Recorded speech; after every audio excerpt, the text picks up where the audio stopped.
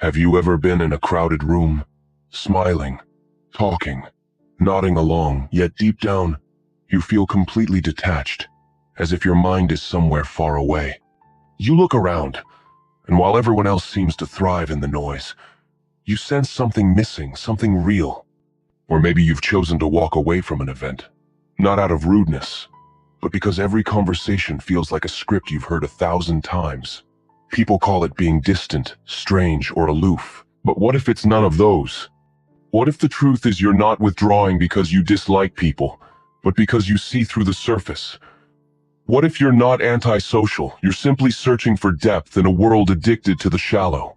Welcome to Stoic Blend, where ancient wisdom meets modern life. Today, we'll explore why some of the most intelligent and self-aware people choose solitude, why it's not a weakness, and how it can be a path to freedom and clarity. Most people fear solitude. They imagine it as cold, empty, and isolating. But for the deeply thoughtful, solitude is the opposite. It's fertile ground for truth.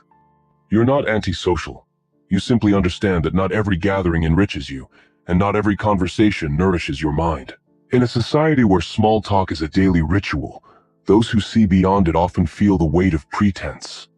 The endless chatter, the recycled jokes, the performance of being socially on for many, it's harmless fun.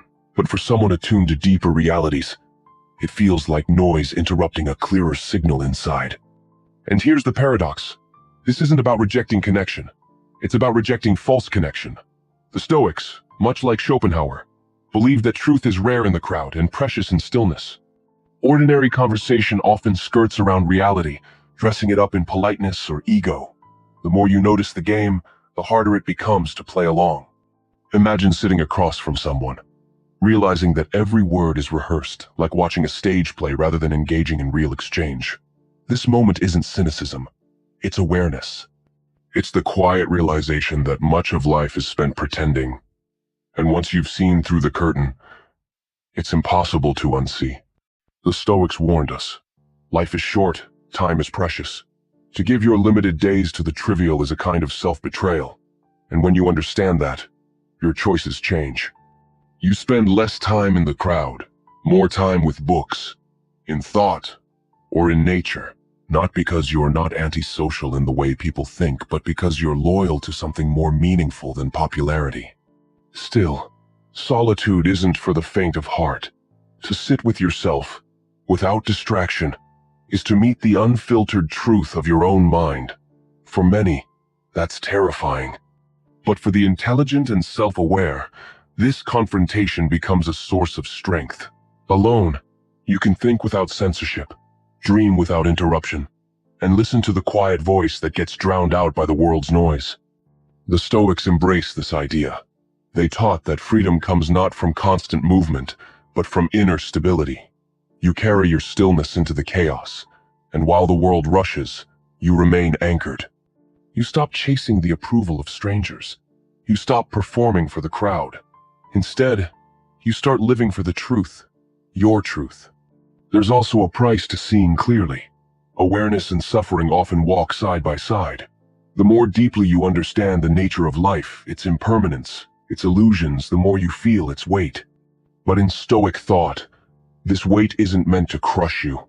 It's meant to strengthen you.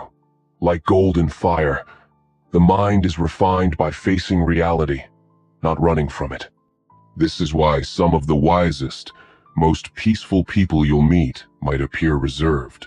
They've learned to carry their solitude like armor, not as a wall to keep others out, but as a sanctuary to protect what matters most.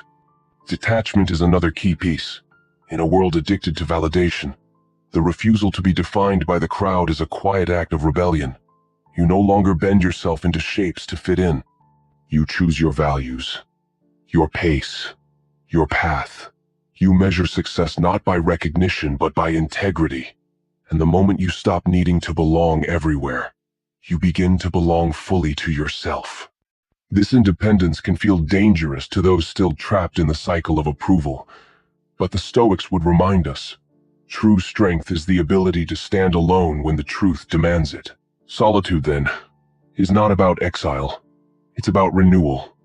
You return to it, the way a warrior returns to sharpen his blade, so that when you step back into the world, you do so with clarity, purpose, and peace. And maybe that's why, when people call you antisocial, you smile to yourself. Because you know the truth. You're not antisocial, you're simply unwilling to waste the one life you have on what doesn't matter. So, ask yourself this. When was the last time you were truly alone, not just without people, but without the constant pull of distraction? What truths might you uncover in that stillness? The Stoic path teaches us that in silence, you don't lose yourself, you finally meet yourself. And once you've tasted that freedom, the world's noise will never hold the same power over you again. If these ideas speak to you, don't just let them fade into the background noise of your day.